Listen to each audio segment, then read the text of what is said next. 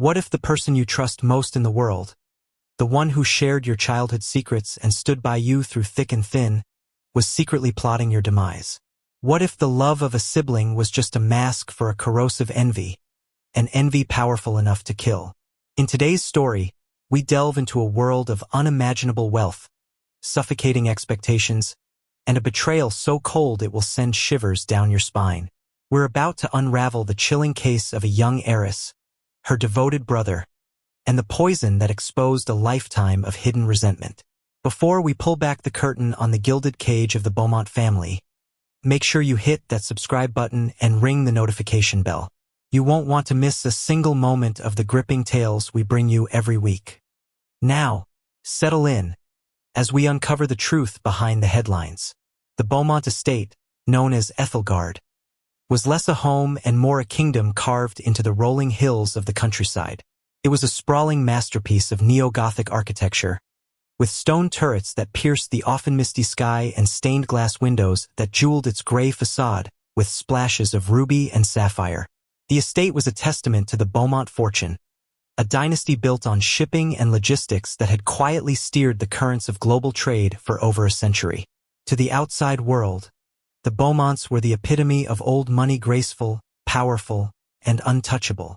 But within the cold stone walls of Ethelgard, a different story was written in the silent, echoing halls. Elara Beaumont was the sun around which the Beaumont world revolved. At 24, she possessed a quiet luminescence that seemed at odds with the austere grandeur of her surroundings. She had her father's sharp intellect, a mind for numbers and strategy that had already, in her young age, proven invaluable to the family empire, Beaumont Global. But she also had her mother's artistic soul, finding solace in the delicate brushstrokes of a watercolor painting or the intricate melodies she composed on the grand piano in the West Wing Conservatory. She was the designated heir, a decision made by her father, Richard Beaumont, not just out of tradition, but out of a pragmatic recognition of her superior capabilities. She was destined to be the next CEO, the next matriarch of the dynasty. Her brother, Julian, 2 years her senior, was her shadow. Where Elara was radiant, Julian was muted. Where she was decisive, he was hesitant. He shared the family's handsome features, the same dark, wavy hair and piercing blue eyes, but on him, they seemed to carry a perpetual storm cloud of melancholy. Julian's passions lay not in boardrooms or balance sheets, but in the dusty archives of history and literature. He was an academic at heart, a scholar trapped in the body of a prince who was never meant to rule. While their father respected Julian's intellect, he viewed it as a hobby, a gentle pursuit unfit for the cutthroat world of corporate power. Richard Beaumont's praise was a currency, and it was lavished almost exclusively on Elara. The staff at Ethelgard moved with a practiced, almost invisible efficiency, their lives governed by the silent rhythms of the great house. There was Mrs. Albright, the head housekeeper, a woman whose stern demeanor masked a fierce loyalty to the family she had served for 40 years. There was Arthur, the stoic butler, who knew every secret the house held but spoke none of them. And there was a retinue of maids, gardeners, and cooks, all of whom understood the unspoken rule. The Beaumonts were to be observed, but never truly known. The day Elara died began like any other at Ethelgard. A soft rain fell, painting the vast lawns in a glistening sheen of emerald. Elara had spent the morning in the library, a cavernous, 2-story room filled with the scent of aging paper and lemon polish. She was poring over quarterly reports, her brow furrowed in concentration, a half-empty cup of her favorite Earl Grey tea at her elbow. Julian had joined her briefly, a rare occurrence. He'd brought her a fresh cup of tea, a small, considerate gesture. "You'll work yourself into an early grave, little sister," he'd said, his voice a low murmur. His smile didn't quite reach his eyes. "The grave can wait," Elara had replied, her gaze not leaving the documents. "These projections for the South China Sea expansion are ambitious. Father is pushing too hard, too fast." "Father always pushes too hard," Julian had responded, his tone laced with a familiar bitterness. He lingered for a moment, watching her, his fingers drumming silently on the spine of a leather-bound book. Then, as quietly as he had appeared, he was gone. No one saw Elara for the rest of the afternoon. It wasn't unusual. When she was deep in work, she became a ghost in the house, a fleeting presence lost in a world of figures and forecasts. It was Arthur, the butler, who found her. As dusk began to bleed across the sky, painting the windows in hues of violet and rose, he entered the library to inquire about dinner. He found her slumped over the massive mahogany desk, her head resting on a pile of papers. One delicate hand was outstretched, her fingers just brushing the edge of the now-cold teacup. Her raven hair had fallen across her face, obscuring her features. For a moment, Arthur thought she had simply fallen asleep, exhausted by her relentless work ethic. "Miss Elara?" he called softly. There was no response. He moved closer, a cold dread beginning to creep up his spine. "Miss Elara?" he repeated, his voice a little louder, a little more urgent. He gently touched her shoulder. She was cold. Not just cool from the evening air seeping into the old house, but a deep, unnatural cold that spoke of stillness. His composure, honed over decades of service, finally fractured. A strangled gasp escaped his lips. He stumbled back, his eyes wide with horror, taking in the scene, the scattered papers, the overturned pen, the serene, yet terrifyingly final posture of the young heiress. The silence of the library suddenly felt heavy, suffocating, a silence that had swallowed the brightest light in the Beaumont dynasty. The first call was to Richard Beaumont, who was in a late meeting in the city. The second was to the local constabulary. Within the hour, the tranquil, orderly world of Ethelgard was shattered by the wail of sirens and the strobing of blue and red lights against the ancient stone. Detective Isabella Rossi and Detective Samuel Jones were an unlikely pair. Rossi was sharp, intuitive, with a piercing gaze that seemed to peel back layers of pretense. She was a city detective, accustomed to the raw, chaotic violence of urban streets, and she felt immediately out of place amidst the suffocating opulence of the estate. Jones, on the other hand, was a veteran of the county force, a man whose calm, methodical approach had untangled many a complex local case. He understood the nuances of the wealthy, the secrets they kept buried beneath layers of politeness and protocol. They were met at the door by a distraught but composed Richard Beaumont. His face, usually a mask of corporate authority, was ashen, etched with a grief so profound it seemed to have aged him a decade in a matter of hours. Julian stood behind him, a statue of silent shock, his eyes fixed on some distant point beyond the chaos unfolding in his home. Rossi's first impression of the library was that it was a crime scene from a classic novel. The roaring fireplace, the towering shelves of books, the scent of leather and rye knit was all too perfect. And in the center of it all was the victim, now covered by a stark white sheet, a glaring anomaly in the room's dark, wooden elegance. The preliminary examination by the forensics team was cautious. There were no obvious signs of a struggle, no wounds, no disarray other than what one might expect from someone who had collapsed suddenly. "Looks like a possible aneurysm, a stroke maybe," the medical examiner muttered to Jones. "With the kind of pressure she was under, it wouldn't be unheard of." But Detective Rossi wasn't convinced. She walked the perimeter of the room, her eyes cataloging every detail. She noted the teacup, carefully bagged by a forensics officer. She saw the stack of documents, the top page bearing Elara's elegant, but now motionless, handwriting. It was too neat, too peaceful. Homicide was often a messy, passionate affair. This was quiet. It was clean, felt deliberate. "Tell me about her day," Rossi said, her voice cutting through the hushed tones of the room. She directed the question to Richard and Julian, who were now standing stiffly by the doorway. Richard, his voice hoarse, recounted Elara's dedication, her unwavering focus. "She was the future of this company, of this family," he said, his voice cracking. "She lived and breathed for it." Rossi's gaze shifted to Julian. "And you, Mr. Beaumont? When did you last see your sister?" Julian seemed to pull himself back from a great distance. "This morning," he said, his voice barely a whisper. "I brought her some tea. We spoke for a minute. About her work. You brought her the tea? Rossi asked, her tone neutral but her eyes sharp.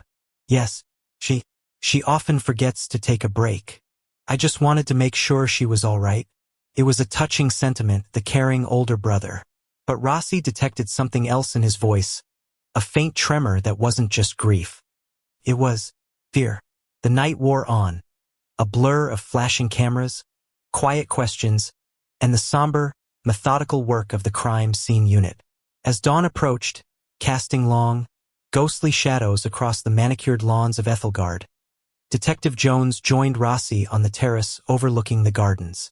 "ME is still leaning towards natural causes," Jones said, sipping a cup of lukewarm coffee from a thermos. "Says we'll have to wait for the full toxicology report.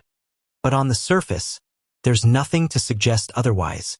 Rossi stared out at the perfectly sculpted hedges, their symmetry unsettling in the gray morning light.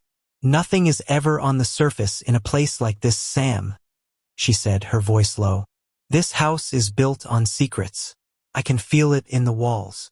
She turned to face him, her expression grim. The brother, Julian. He seemed more scared than sad. "He just lost his sister, Izzy. People react differently." "No," she insisted. "This was different." He looked like a man waiting for the other shoe to drop. She paused, her mind replaying the scene in the library. The teacup, the caring gesture. He brought her the last thing she ever consumed. We need to look at him. We need to look at everything. The family, their wealth, the power structure. Who benefits the most from Elara Beaumont being out of the picture? Jones sighed, knowing that look in his partner's eyes. She had found a thread, and she would not let it go until the entire, carefully woven tapestry of the Beaumont family unraveled. The initial autopsy report came back later that day. The medical examiner called Jones directly, his voice stripped of its earlier certainty. "You were right to be suspicious," he said gravely. "It wasn't a stroke. Her heart just stopped. We found traces of something in her system. Obscure, hard to detect. It's a poison. Aconite. They call it wolfsbane. Odorless, tasteless. A few drops in a cup of tea would be more than enough." The news hit the investigation like a lightning strike. This was no tragic accident. This was murder. Cold, calculated, and committed by someone who had access to Elara, someone who could hand her a cup of tea without raising a single alarm. In the gilded cage of Ethelgard, a serpent had been hiding in plain sight, and Detective Rossi was now certain she knew who it was. Her focus narrowed on the quiet, scholarly brother, the shadow who had always stood just outside the circle of light cast by his brilliant sister. The question was no longer if Elara was murdered, but how to prove that the hand that had offered a comforting cup of tea was the same hand that had delivered a deadly dose of poison. The hunt had begun. The confirmation of poison transformed the atmosphere at Ethelgard from one of somber grief to a thick, suffocating paranoia. The very air in the opulent rooms, once filled with the scent of polished wood and fresh flowers, now seemed tainted with suspicion. Every servant's glance, every family member's hushed conversation, became a potential clue or a calculated deception. For Detectives Rossi and Jones, the estate was no longer a home mourning its heiress. It was an elaborate stage, and they needed to figure out who was the actor and who was telling the truth. Their investigation began with a series of formal interviews, conducted in the very library where Elara had drawn her last breath. The room had been scrubbed of the overt signs of the tragedy, but a palpable chill remained. Richard Beaumont was their first subject. He sat opposite them at the massive desk, a titan of industry reduced to a grieving father, his tailored suit seeming to hang loosely on his now slumped frame. "Aconite?" he repeated, the word foreign and venomous on his tongue. "Poison? That's barbaric. Who would do this? Elara was beloved. She was the future. That's what we're here to find out, Mr. Beaumont," Rossi said, her voice gentle but firm. "We need to understand the dynamics within your family. Was there anyone who might have resented Elara's position as the designated heir?" Richard's face hardened. "Absolutely not. It was understood. It was what was best for Beaumont Global. Alara had the gift. Julian. Julian is a fine young man, a brilliant scholar, but he doesn't have the killer instinct required for this business. He knew that. He accepted it. Did he? Jones interjected, his tone mild. Did he ever express any disappointment? Any desire to be more involved in the company? A flicker of something annoyance, perhaps, or a twinge of guilt crossed Richard's face. We all have our roles to play. Julian's role was different. He has a generous trust fund, a life of comfort and academic pursuit. He wanted for nothing. This idea that he would harbor some kind of homicidal jealousy. It's ludicrous. It's insulting. But Rossi noted the defensiveness in his voice. It was the sound of a father who had perhaps long ignored the inconvenient truths simmering just beneath the surface of his perfect family. The interview with Julian was starkly different. He was coiled tight with a nervous energy that seemed to vibrate in the still air of the room. He answered their questions in short, clipped sentences, his eyes darting around the library, avoiding the spot where his sister had died. Yes, I brought her the tea, he admitted. His hands clasped so tightly his knuckles were white. It was around 10 in the morning. I brewed it myself in the kitchenette adjacent to the library. It's what I always do. You always make her tea? Rossi pressed. Not always. Sometimes. When she was working intensely. It was just a thing I did. A way to check in. Did anyone else have access to the tea, Mr. Beaumont? Jones asked. After you prepared it, but before you gave it to her? Julian hesitated for a fraction of a second too long. No, no one. I took it straight to her. It was a lie. A small one, perhaps, but Rossi's intuition screamed at her. The hesitation was a crack in his carefully constructed facade. She decided to let it go for now, to allow him the illusion of security. The detective's next move was to talk to the staff. They started with Mrs. Albright, the housekeeper. She was a fortress of propriety, but her grief for Alara was genuine. She had known the children since they were born. A sweeter child you'd never meet, she said, her hands twisting a handkerchief in her lap. Always a kind word. She was the light of this house. Mr. Julian. He's a quieter soul. Always in his sister's shadow. Did that shadow ever seem to bother him? Rossi asked. Mrs. Albright pursed her lips, her loyalty to the family warring with the detective's need for truth. A brother is a brother, she said evasively. There is always rivalry. When they were children, it was harmless. He would break her toys if she got a new one he wanted. Normal things. But as they grew older, the stakes became higher than toys, didn't they? She paused, then seemed to make a decision. Their father, Mr. Richard. He could be very hard on Mr. Julian, always comparing him to Alara. Why can't you be more like your sister? Alara closed the Hong Kong deal at 22. What have you accomplished? I heard him say things like that. It's a heavy burden for a young man to carry. This was the first real confirmation of the deep-seated envy Rossi suspected. It wasn't just about the money or the CEO title. It was about a lifetime of feeling second best, of a father's love that seemed conditional on a specific type of success Julian could never, and perhaps never wanted to, achieve.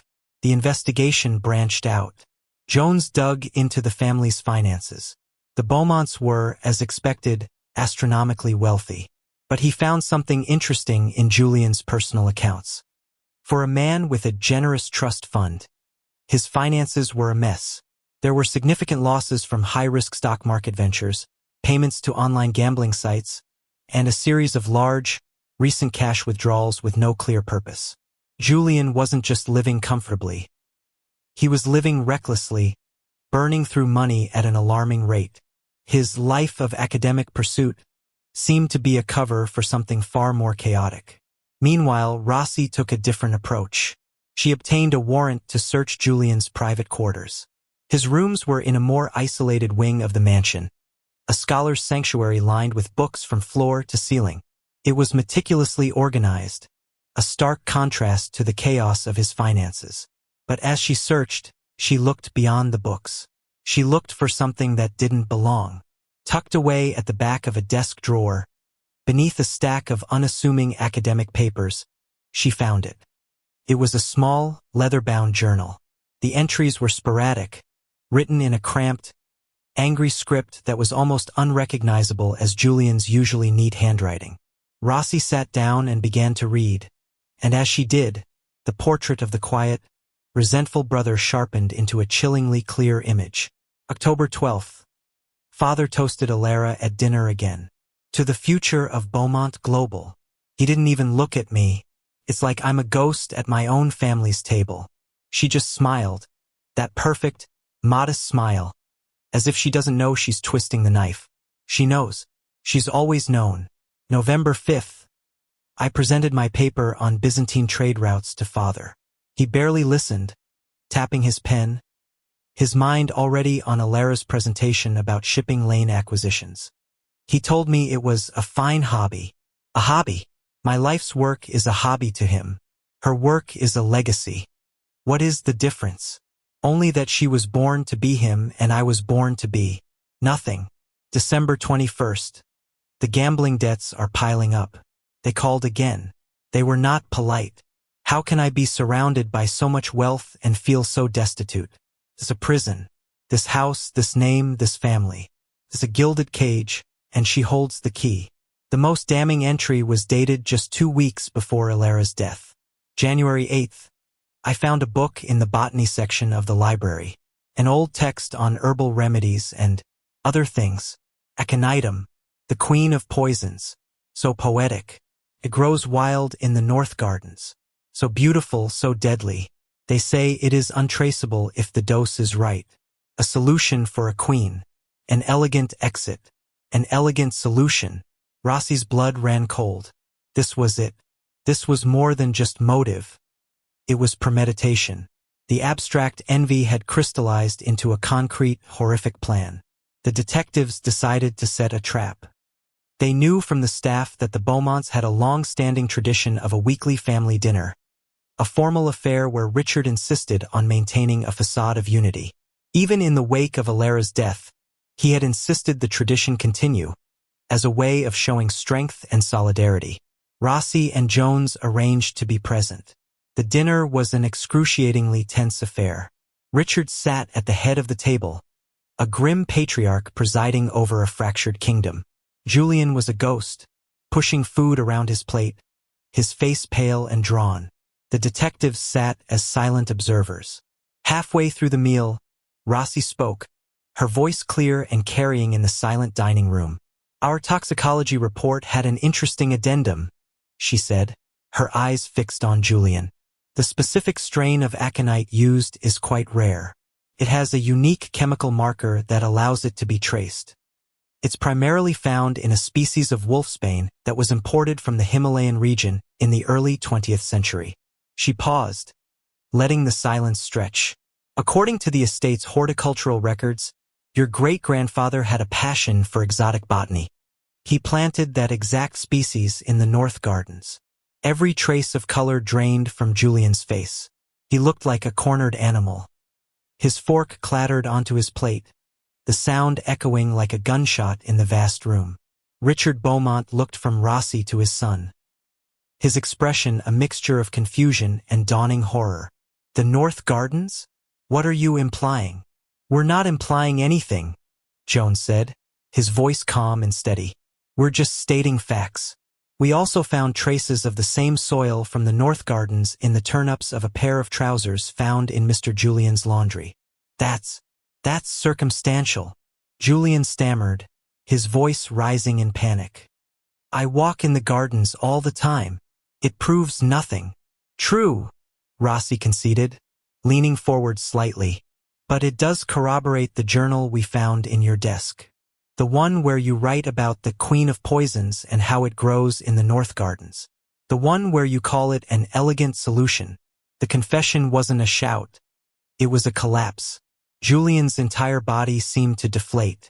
The years of resentment, of feeling invisible, of being smothered by his sister's brilliance and his father's expectations, came pouring out in a torrent of broken words. She had everything, he choked out, his eyes finally meeting his father's, blazing with a lifetime of pain. It was never enough for her. She took the company. She took your pride. She took the very air in this house. I just wanted something for myself. I wanted to be seen. Just once. Richard looked at his son, his only remaining child, as if seeing him for the first time. He didn't see a scholar or a failure. He saw a murderer. The carefully constructed world of Richard Beaumont, the dynasty he had fought to build and protect, had been poisoned from within. The whispers that had long echoed in the walls of Ethelgard had finally erupted into a scream, revealing a truth more ugly and devastating than any corporate takeover or market crash. The serpent had shed its skin, and the family was left with the venom of its own making. The dining room at Ethelgard, a stage for countless displays of power and prestige, became a makeshift interrogation chamber. The remnants of the lavish dinner grew cold on the fine china as the weight of Julian's outburst settled over the room. His initial, frantic confession had been born of panic, but now, faced with the cold, unyielding gazes of the detectives and the shattered expression of his father, a chilling transformation took place. The panicked facade crumbled away, replaced by an unnerving, almost serene, resignation. The serpent, cornered, was finally ready to detail the intricacies of its venom. "You wanted to be seen," Rossi repeated softly, her voice devoid of judgment. It was a statement, not a question, an invitation for him to fill the silence. She motioned for Jones to start a discreet audio recording on his phone. This was no longer about trapping him. It was about understanding the full depth of the rot that had led to this moment. Julian let out a hollow laugh, a sound utterly out of place amidst the crystal and silver. "Seen? No, that was never really the goal, was it? The goal was to make her disappear. If I couldn't be seen, then I could at least have the stage to myself. The light was always on her. I just wanted to turn it off." He looked at his father, his blue eyes, so like Alara's, now cold and hard. "You did this," he said, his voice low and steady. "You built the pedestal so high she couldn't help but cast a shadow over everything. A shadow I've lived in my entire life." Richard Beaumont, a man who had broken corporate rivals and stared down hostile governments, looked utterly broken. "Julian, I loved you both. I just wanted what was best for the family, for the legacy." "You wanted what was best for Beaumont Global," Julian spat back. "Alara was Beaumont Global. I was just a footnote, a disappointing B-side to her chart-topping hit. Did you ever once, in my entire life, come to one of my academic presentations? Did you ever read a paper I wrote and tell me you were proud? No. You'd pat me on the shoulder and ask if I'd seen Alara's latest quarterly projections." He finally turned his full attention to the detectives, his confession flowing with a terrifying clarity. He spoke of the planning not with remorse, but with a kind of intellectual pride, as if detailing a successful academic thesis. "The aconite was a work of art," he explained, his tone almost conversational. "It took weeks of research. I had to learn the right time to harvest the roots, the proper method for extraction and concentration. It had to be potent enough to be fatal, but subtle enough to mimic a natural event. Cardiac arrest. Plausible deniability. I am, after all, a meticulous researcher." He described how he'd worn gloves, how he'd used a small, unmarked vial he'd purchased online, and how he'd practiced the dosage on wild rabbits he'd caught on the far side of the estate. There was no flicker of emotion as he detailed these cruel experiments. It was all just data collection for his final, terrible project. "The morning it happened," he continued, "I knew she would be in the library. She was always in the library. She was obsessed with the South China Sea expansion. I saw my opening. I brewed the Earl Grey tea in the kitchenette, just as I sometimes did. A gesture of brotherly concern." He smiled, a thin, cruel slash across his face. "Everyone saw me as the caring brother. The shadow. No one ever suspects the shadow." He recounted the moment Rossi had suspected a lie. "You asked if anyone had access to the tea," he said, looking at her with a newfound respect. "I hesitated, because for a moment, Arthur, the butler, walked past the kitchenette. He nodded at me. For a split second, I thought he might have come in, that he might have seen the vial.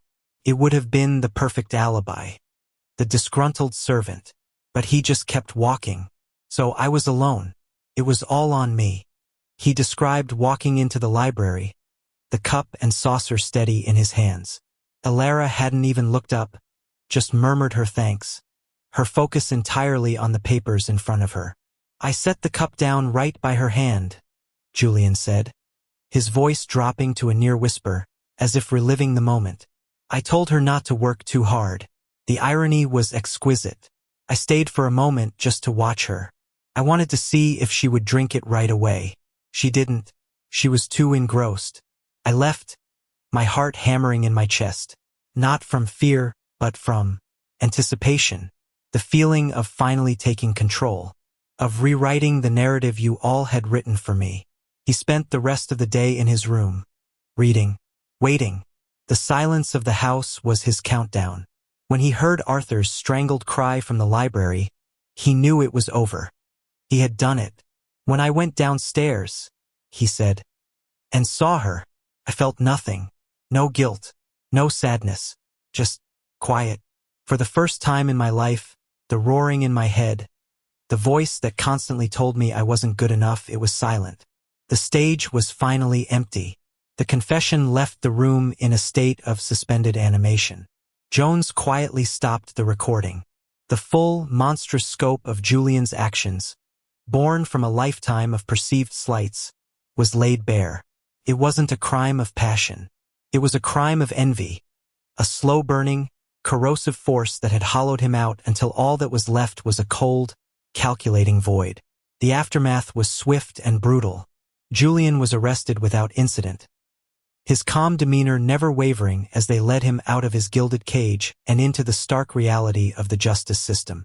The headlines were sensational, painting a lurid picture of sibling betrayal among the ultra-rich. The story of the poisoned prince of the Beaumont dynasty became a modern-day Cain and Abel, a cautionary tale for the ages. Richard Beaumont became a recluse.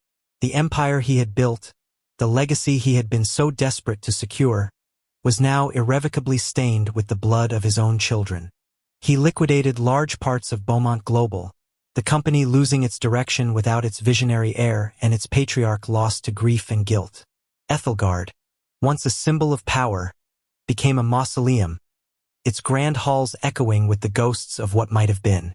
Richard finally understood the devastating truth.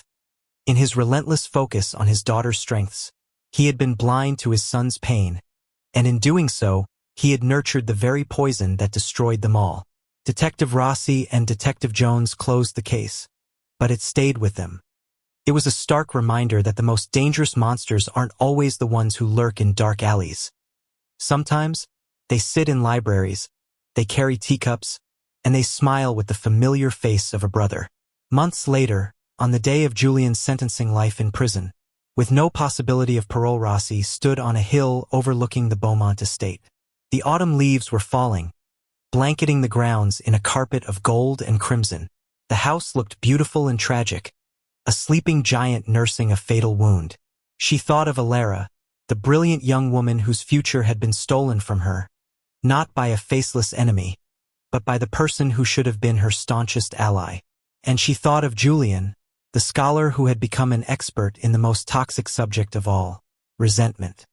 He had finally gotten the stage to himself, but it was a cold, barren stage in a prison cell, where the only audience to his tragedy would be the 4 gray walls that would surround him for the rest of his life.